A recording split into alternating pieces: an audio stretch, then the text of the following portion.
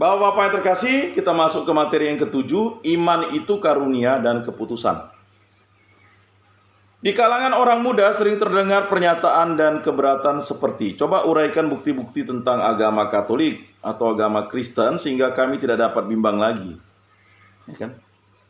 Jadi ada pernyataan seperti itu. Ada kalanya dikatakan ada banyak orang yang berilmu tinggi, profesor-profesor yang mempunyai nama internasional tetapi bukan Katolik. Mengapa mereka bukan Katolik? Apakah bukti-bukti tidak cukup kuat? Dan lagi, di antara orang ateis yang tidak mengakui adanya Tuhan juga terdapat profesor-profesor yang benar-benar handal atau pandai. Apakah tidak dapat diberikan bukti biarpun satu tentang adanya Tuhan sehingga tidak seorang pun dapat bimbang lagi? Nah, ini adalah suatu pertanyaan-pertanyaan yang dihadapi oleh diri kita. Ya. Dan akhirnya diri kita akan masuk dalam perangkap kekerdilan berpikir. Banyak kali pertanyaan serupa itu diucapkan oleh orang-orang muda, dan kalaupun tidak diucapkan, pertanyaan itu hidup dalam hati mereka. Juga seorang muda yang telah mendapat pendidikan agama yang baik diserang oleh rasa bimbang. Kesulitan-kesulitan serupa itu bukannya gejala yang luar biasa, melainkan suatu gejala yang sehat. Tidak usah menimbulkan rasa khawatir yang berlebihan. Nah, itu gejala yang sehat. Mengapa? Karena itu adalah sesuatu pertumbuhan iman. Banyak kesulitan timbul dari salah paham tentang agama Katolik. Seakan-akan agama adalah suatu ilmu. Hal itu sudah diterangkan dalam pelajaran sebelumnya. Agama yang benar bukan sesuatu yang kita temui, bukan hasil penyelidikan, melainkan dikaruniakan kepada kita. Fides et auditu. Fides et auditu. Iman itu dari mendengar. Jadi kalau kita tidak mendengar, iman kita tidak akan bertumbuh, Bapak-bapak yang terkasih. Iman itu dari mendengar. Roma 10 ayat 13 sampai 17. Memang kita bersusah-susah untuk mendengar orang. Tetapi ingat, iman itu dari mendengar. Kalau kita tidak mendengar, maka Yesus katakan, siapa yang punya telinga, hendaknya dia mendengar.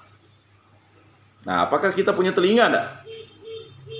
Makanya kita membaca firman Tuhan itu, memperdengarkan dengan nyaring kepada umat atau jemaat itu, tujuannya adalah karena iman itu mendengar. Agama kita bukan suatu ilmu. Agama kita adalah evangelium. Nah, itu artinya berita gembira yang ditujukan oleh Allah kepada kita. Jadi berita gembira itu menggambarkan kejadian, yaitu bahwa Allah yang sudah memimpin Israel sebagai bangsanya, menyatakan diri dalam Yesus Kristus. Di dalam diri Yesus Kristus, ia mendirikan pemerintahan cinta kasih-Nya di dalam dunia. Di dalam umat gereja, ia hidup di tengah-tengah kita, dan melalui sejarah dipimpinnya umat manusia menuju kebahagiaan, menuju persatuan di dalam dirinya. Nah itu Bapak-bapak yang harus pahami. Iman itu karunia. Bukan kita yang pokok, melainkan Allah. Jangan dibalik-balik. Ada yang sombong. Kalau tidak saya yang baptis, tidak saya yang Kristen kan. Mana ada kita punya kemampuan itu? Kita ini hanya alatnya, perantara saja. Bukan kita yang mengkristenkan orang. Bukan kita, tetapi karena Kristus Yesus. Makanya orang dibaptis dalam nama Bapa dan Putra dan Roh Kudus. Itulah iman dasar yang harus diberikan kepada orang yang percaya kepada Yesus Kristus. Kalau percaya kepada Yesus Kristus lalu tidak mau dibaptis, itu sama juga dengan tong kosong nyaring bunyinya. Seperti lonceng yang bergemerisik. Ada bunyinya tetapi tak ada isinya. Nah itu. Nah, Bapak-bapak yang terkasih, jadi jelas di situ. Berita gembira itu menggambarkan kejadian, yaitu bahwa Allah yang sudah memimpin Israel sebagai bangsanya menyatakan diri di dalam Yesus Kristus. Di dalam diri Yesus Kristus ia mendirikan pemerintahan cinta kasih-Nya di dalam dunia. Di dalam umat gereja ia hidup di tengah-tengah kita, dan melalui sejarah dipimpinnya umat manusia menuju kebahagiaan, menuju persatuan di dalam dirinya. Iman itu karunia, bukan kita yang pokok, melainkan Allah, maka kita dapat percaya. Jadi yang pokok itu adalah Allah. hendaklah kita ingat akan ucapan Yesus kepada Petrus. Ketika dinyatakannya imannya kepada gurunya, Allah yang menarik, kita yang ditarik. Jadi Allah yang menarik kita, kita yang ditarik. Itu ya. Iman itu bukan soal dari orang yang mau atau dari orang yang berusaha, melainkan dari Allah yang Maha Rahim. Roma 9 ayat 16. Santo Paulus menerangkan bahwa Allah dengan sengaja bertindak demikian supaya jangan seorang pun membanggakan diri, melainkan supaya segala pujian hanya terarah kepada Allah. Kemuliaan kepada Bapa dan Putra dan Roh Kudus seperti pada permulaan, sekarang, selalu, dan sepanjang segala abad. Jadi semuanya ya, itu pujian hanya terarah kepada Allah. Hebat ya, hamba Tuhan ini bisa menyembuhkan. Loh, masa manusianya? Ya, Tuhan itu hebat, Tuhan itu dahsyat. Itu yang harus dipuji dan muliakan. Ya, kalau pribadi manusianya, apalah aku ini jadi biji matamu. Ya kan, dengan apa akan kubalas Tuhan selain puji dan sembah Kau? Kan begitu. Iman itu karunia tetapi tidak bersifat memaksa orang untuk percaya. Jadi iman itu tidak pernah memaksa orang untuk percaya. Nah, sekali lagi, ketika kita dibaptis, kita adalah pribadi yang percaya. Tetapi bagi orang yang belum dibaptis, iman itu karunia tetapi tidak bersifat memaksa orang untuk percaya. Allah memberi iman itu sebagai karunia, tetapi manusia dapat menolak karunia itu. Jadi itu ya, Allah bisa atau bahkan memberi iman itu sebagai karunia, tetapi manusia dapat menolak karunia itu. Ya, manusia dapat menolak. Ya, menolak tidak percaya. Nah, kalau orang menolak tidak percaya, lama-lama dia menjadi ateisme, ya, tidak memiliki iman ketetapan dalam hatinya. Penyerahan diri dalam iman itu adalah suatu keputusan dari hati yang bebas, yang menyerahkan diri dengan suka rela. Jadi begini, bapak-bapak menjadi pengikut Kristus itu kan karena bebas, bukan karena rayuan, bukan karena mau kawin, bukan karena harta, ya, tetapi karena kehendak bebas. Ya, kehendak bebas ya dari Allah. Jadi itu harus dipahami. Untuk mengetahui sifat imam ya, untuk mengetahui sifat iman ya, maka baiklah kita ingat akan cara bagaimana Yesus membawa dirinya kepada orang di dalam Injil. Yesus sendiri membuat undangan atas kehendak hati orang. Yesus menuntut orang memilih percaya atau tidak. Iman kepada Yesus itu adalah pemerintahan Allah yang baginya segala sesuatu yang lain harus dijual. Nah, ingat ya, anak muda kaya itu ketika dia bertanya kepada Yesus, ya kan, semua sudah kulakukan Yesus, tinggal apa? Juallah hartamu. Ya, lalu dia bersedih. Akhirnya dia tidak jadi ikut Yesus karena hartanya banyak. Di mana hartamu ada, di situ hatimu ada, katanya. Kan begitu ya. Tetapi kalau orang itu tidak banyak harta, di mana ya itu berada, di dalam hati, di dalam keyakinan, kan begitu. Nah, jadi jelas ya, sabda Yesus, orang yang tidak mau percaya sudah dihukum ya. Jadi sebenarnya itu harus dipahami ya, dan akan mati dalam dosanya. Yohanes 8 ayat 24. Itu sudah jelas. Ya. Jadi harus dipahami. Karena iman itu adalah keputusan dari hati yang bebas, maka Yesus mencela orang yang tidak mau percaya. Lukas 12 ayat 56. Ya. Hai kaum munafik, muka bumi dan langit dapat kamu timbang, bagaimana kamu tidak tahu menimbang zaman ini? Nah, itu ya. Jadi harus dipahami. Jadi saya ulangi lagi, iman kepada Yesus itu adalah pemerintahan Allah yang baginya segala sesuatu yang lain harus dijual. Karena iman itu adalah keputusan dari hati yang bebas, maka Yesus mencela orang yang tidak mau percaya. Lukas 12 ayat 56. Hai kaum munafik, muka bumi dan langit dapat kamu timbang, bagaimana kamu tidak tahu menimbang zaman ini? Nah, itu di dalam beberapa hari yang lalu tuh ada tuh tentang orang yang munafik. Kita tahu memprediksi orang, meramal orang, membuat garis tangan orang, tetapi hal yang benar itu kita tidak tahu.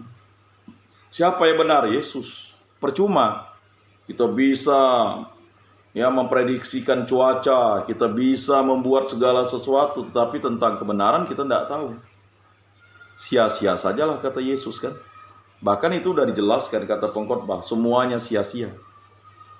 Ketika para ahli Taurat minta bukti kepada Yesus, maka dijawabnya, suatu bangsa yang jahat dan berjinah menuntut tanda bukti, tetapi tidak akan diberikan kepadanya kecuali tanda bukti Nabi Yunus.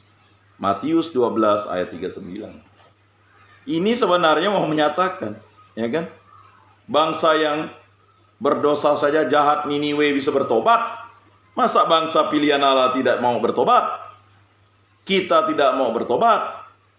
Ya kan? Kita imannya suam-suam kuku. Kita sebagai orang Kristen diam-diam saja, tidak mau melakukan perbuatan yang baik, tidak mau melakukan perbuatan yang benar. Kita tidak melawan kejahatan, kita tidak membenci kejahatan, kita justru bersekutu dengan iblis, kita justru mengikuti hawa nafsu kita justru dikalahkan dunia. Ya kan? Nah, ini harus dipahami, bapak-bapak yang terkasih. Ya, memang berat. Tetapi kalau kita ada di dalam Yesus, semuanya menjadi ringan. Kuk yang diberikan oleh Allah itu, diberikan oleh Tuhan itu tidak akan menjadi berat kalau kita mau bersatu dalam Kristus Yesus. Ya. Juga pegawai istana dicela, Yohanes 4 ayat 48 ya. Kalau tidak tampak kepadamu tanda bukti dan mukjizat, kamu tidak percaya. Celaan Yesus itu adalah bukti bahwa iman itu juga suatu keputusan dari kehendak bebas. Jadi bapak-bapak beriman itu keputusan karena kehendak bebas. Bapak-bapak hadir di tempat ini kan bukan dipaksa Pak Lulu, bukan dipaksa oleh pengurus gereja, tetapi karena keputusan dari kehendak bebas bapak-bapak terkasih. Ya. Sabda Yesus, orang yang tidak mau percaya sudah dihukum, Yohanes 3 ayat 18, dan akan mati dalam dosanya, Yohanes 8 ayat 24. Orang-orang sekotanya marah benar kepada Yesus, mereka tidak mau percaya sebab tidak melihat bukti. Malahan mereka mau membunuhnya. Jadi walaupun Tuhan Allah sudah membuktikan bahwa Dia adalah Allah, ini yang dibuktikan Tuhan Allah adalah firman dan sabdanya melalui perantaraan Yesus Kristus, orang tidak mau percaya. Mengapa? Karena orang sudah menutup dirinya dengan hawa nafsunya, dengan dunia, ya. Sampai Yesus katakan, ya kan, adalah sukar orang kaya masuk ke kerajaan surga, lebih mudah unta masuk ke lubang jarum. Nah, bayangkan. Ya. Karena banyak hartanya, pemuda itu akhirnya merasa sedih harus menjual hartanya. Kata menjual harta ini kan sebenarnya adalah keputusan kita untuk mengalahkan dunia, mengalahkan iblis dan mengalahkan hawa nafsu kita. Pertemuan dengan Yesus membawa berkat, ataupun kecelakaan. Tergantung kepada keadaan hati orang, apakah ia mau percaya atau tidak. Ya. Nah, apalagi ada lagi yang sering saya sampaikan itu kan. Jadi orang-orang sekotanya marah benar kepada Yesus, mereka tidak mau percaya sebab tidak melihat bukti. Malahan mereka mau membunuhnya, namun Yesus tidak mau mencampakkan mutiara kepada babi. Matius 7 ayat 6, dan tidak memenuhi harapan mereka. Lukas 4 ayat 23 sampai 30. Untuk apa? Ya. Jadi kalau orang sudah barbar, hawa nafsu kebinatangannya tinggi, ya kan? Hanya mikirkan perut, hanya mikirkan hawa nafsunya. Untuk apa mutiara itu masuk ke dalam, mencampakkan mutiara itu kepada babi? Ini kan babi, ini kan binatang. Perumpamaan dua binatang itu sering dipakai Yesus, babi dan anjing itu kan. Ya. Ingat bagaimana Yesus mengatakan kan, tidak layak anjing makan dari makanan anak-anak. Tapi dijawab oleh perempuan itu. Ya kan, karena perempuan Sirofenisia itu kan dianggap anjing, dianggap derajatnya rendah. Tetapi anjing juga makan remah-remah yang jatuh dari meja perjamuan anak-anak. Nah, itu adalah suatu pernyataan yang luar biasa, iman yang luar biasa. Ya. Bahwa dengan merendahkan diri di hadapan Tuhan, kita tahu bahwa kita akan dikayakan oleh Yesus Kristus. Nah, sekali lagi, pertemuan dengan Yesus membawa berkat ataupun kecelakaan, bergantung kepada keadaan hati orang, apakah ia mau percaya atau tidak. Jadi berkat atau kutuk. Jadi kalau orang dibaptis, lalu dia hilang kepercayaan kepada Yesus, dia menjadi kutuk. Atau kecelakaan, celaka. Ya. Apakah ia mau percaya atau tidak? Nyatalah percaya itu berarti penyerahan diri. Percaya itu artinya penyerahan diri. Menurut ramalan Simeon, sesungguhnya anak ini ditentukan untuk menjatuhkan atau membangkitkan banyak orang di Israel dan untuk menjadi suatu tanda yang menimbulkan perbantahan. Lukas 2 ayat 34. Jadi dari dahulu sampai sekarang ya Yesus menimbulkan yang namanya ya perbantahan. Ya. Yesus sendiri menerangkan poin itu demikian. Aku datang ke dalam dunia ini supaya orang yang matanya buta akan melihat, dan orang yang melihat ya akan buta matanya. Ungkapan orang yang melihat dimaksudkan orang yang berpegang kepada kebijaksanaannya sendiri, tidak mau takluk kepada suara putra Allah, tidak mau percaya. Sekiranya kamu buta, kamu tidak berdosa, tetapi karena kamu berkata kamu melihat, maka tetaplah dosamu. Itulah kesombongan orang-orang yang tidak mau mohon rahmat pengampunan, mau bertobat. Yohanes 9 ayat 41. Kita melihat suatu lingkaran orang yang membuka hati akan diberi terang dalam iman. Orang yang menutup hati akan ditahan dalam kegelapan karena iman ditahan. Jadi bapak-bapak yang terkasih, ya, kita lihat contoh para murid. Murid-murid bertanya, mengapa Yesus tidak berkata terus terang, hanya memakai perumpamaan? Jawab Yesus, supaya orang yang tidak mau percaya tidak akan mengerti. Nah ini, sampai kapanpun kalau orang yang tidak mau percaya tidak akan mengerti. Mungkin banyak di antara kita memaksa orang untuk mengerti. Dia tak mau percaya Yesus, bagaimana dia bisa ngerti? Ya, jadi mungkin banyak di antara kita memaksa orang mau percaya, tidak bisa. Ya, supaya orang yang tidak mau percaya tidak mengerti. Ya kan?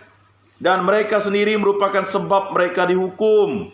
Makanya yang menghukum diri kita itu adalah diri kita nantinya. Ini ayatnya jelas. Jadi banyak yang bertanya, mengapa dia tidak percaya dengan Yesus sebagai Tuhan? Dia tidak akan dia mau mengerti. Mengapa? Supaya orang yang tidak mau percaya tidak mengerti. Kalau dia percaya, dia mengerti. Paham ya bapak-bapak yang terkasih? Kan banyak yang bertanya tuh, mau menjelaskan ini itu tentang Yesus. Udah jelas di situ, supaya orang yang tidak mau percaya tidak akan mengerti, dan mereka sendiri merupakan sebab mereka dihukum. Bagi mereka itu Yesus dengan sengaja menyelubungkan berita gembira. Matius 15 ayat 10-16 dan Markus 4 ayat 11-12. Jadi berita gembira sukacita itu ya bukan hak kita, tetapi itu kehendak Allah. Kita sebagai alatnya untuk mewartakan berita sukacita. Yesus mau membangkitkan kepada para pendengarnya rasa tanggung jawab sendiri. Jadi kita memiliki iman itu punya rasa tanggung jawab. Kita sebagai orang Kristen, ya, baik dalam gereja apapun, ya, punya tanggung jawab. Udah setengah mati ketua umat mukul lonceng mau ibadat, ya, masihlah tarik selimut, berarti kita punya tanggung jawab. Udah diumumkan tak datang, berarti kita tak punya tanggung jawab. Kita tahu ya, cinta itu melahirkan 3 hal, tanggung jawab, kewajiban, dan kesetiaan. Jadi kalau kita tidak cinta dengan Yesus, berarti ya kan, hari Minggu disuruh ke gereja tak ke gereja, kita tak punya tanggung jawab. Kita tidak ya melakukan kewajiban kita. Kita tidak setia. Sungguh nyata perbedaan sikap orang yang membuka hati dengan sikap orang yang menutup hati. Ada yang berkata ia orang baik, ada pula yang berkata tidak, ia menyesatkan rakyat. Yohanes 7 ayat 12. Nah itu menimbulkan perbantahan. Dari dahulu sampai sekarang menimbulkan perbantahan. Nah itu terjadi dari zaman ke zaman. Ya kan? Jadi jangan lalu bertanya mengapa Yesus ya menimbulkan perbantahan. Ya menimbulkan perbantahan bagi orang yang tidak mau percaya, ya semua ya tidak akan mengerti dia. Ya kan? Sampai dunia berakhir dia tidak mau mengerti. Tetapi kalau dia mau percaya, dia akan mengerti. Jadi percaya itu penting. Sekarang kita punya iman, tapi kita matikan iman itu. Akibatnya apa? Ya kan? Banyak di antara saudara-saudara kita tidak mau hadir karena merasa tersinggung. Memang harus tersinggung. Kalau kita mau bertobat, tersinggung. Apa yang dilakukan oleh Herodes ketika Yohanes Pembaptis itu menyinggung dirinya dengan baik sebenarnya. Tidak baik kamu mengambil istri saudaramu. Ya kan? Istri saudaramu. Ya, Filipus. Namanya Filipus ya, kalau tidak salah ya. Ya kan? Lah yang malah marah siapa? Herodes sih marah, tapi tidak berani dia karena pengikut Yohanes banyak dan Yohanes ini orang benar. Tetapi akibat kemabukannya, inilah pesta pora, hawa nafsu. Melihat anak keponakannya ya. Lalu yang tersinggung berat itu siapa? Herodias. Ya kan? Istri adiknya itu, istri saudaranya itu. Ya kan? Lalu ada kesempatan ketika anak Herodias menyenangkan hati Herodes, dia menari-nari, menari setengah bugil lah kan.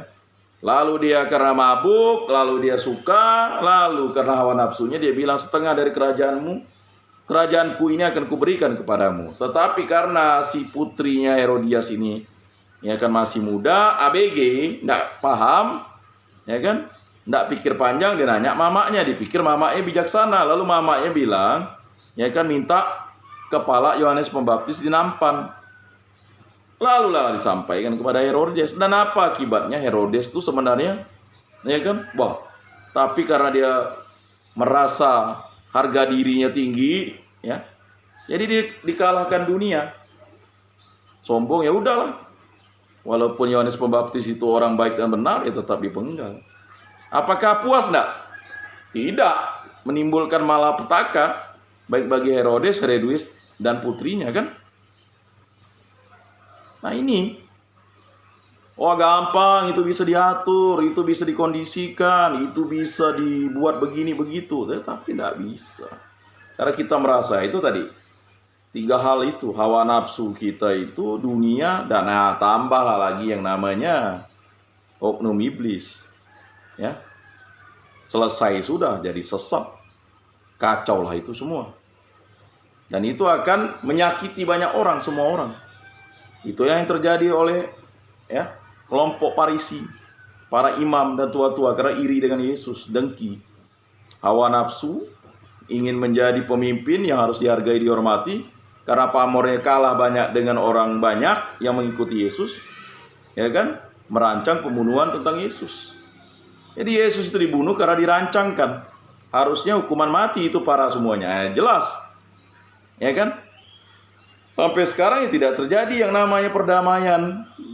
Ya, karena tanah itu menumpahkan darah Allah sendiri, putra Allah sendiri. Nah, Bapak-bapak yang terkasih itu harus dipahami. Ya. Jadi banyak orang tidak sabar, seakan-akan memaksa. Berapa lama lagi engkau membiarkan kami hidup dalam kebimbangan?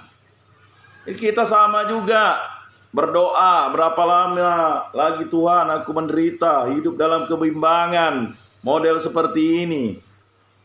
Jikalau engkau Mesias itu kan sang penyelamat. Kita kan sering begitu.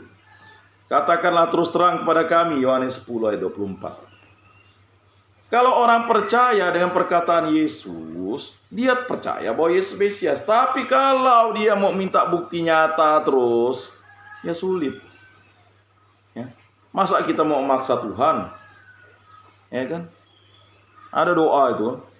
Tuhan Yesus, nyatakanlah mujizat-Mu di tempat ini. Itu, saya bilang, masa memaksa Tuhan? Ya kan? Kita ini, Pak. Ya kan? Bukan memerintahkan Tuhan, kitalah yang mengikuti perintah Tuhan, kehendak Tuhan. Bukan yang berteriak-teriak Tuhan yang akan diselamatkan. Ya kan? Kita harus mengikuti kehendak Tuhan. Ya. Semua yang ada di muka bumi ini akan berlalu, tetapi kasih itu akan menjadi abadi selamanya. Ya. Mujizat-mujizat yang diberikan oleh Tuhan Allah kepada kita ini adalah sebagai suatu tanda karunia bahwa kita, ya kan, yang berkenan di hadapan Allah melalui perantarannya Tuhan Yesus Kristus. Demikian dari ajaran Yesus sendiri tampak kenyataan. Iman bukan dipaksakan, melainkan menuntut penyerahan diri dengan hati ikhlas. Bukti tak ada yang memaksa akal budi. Andai kata dapat dibuktikan seperti dalil ilmu alam, iman bukan keputusan bebas lagi. Jadi iman tuh keputusan bebas kita, ya, secara hati yang ikhlas dan bukan dipaksakan. Kau harus masuk Kristen, kau harus masuk Katolik karena aku Katolik. Kau kawin dengan aku, masuk Kristen, masuk Katolik. Tidak bisa begitu. Ya. Namun iman itu karunia rahmat. Rahmat yang harus diminta dari Tuhan Allah, dari Yesus Kristus, dari Roh Kudus. Tak seorang pun dapat datang kepadaku kalau tidak ditarik oleh Bapakku. Yohanes 14 ayat 6. Sebab itu berdebat tidak berguna. Yang berguna mempersiapkan hati. Nah itu Bapak-bapak yang terkasih, mesti kita renungkan bersama.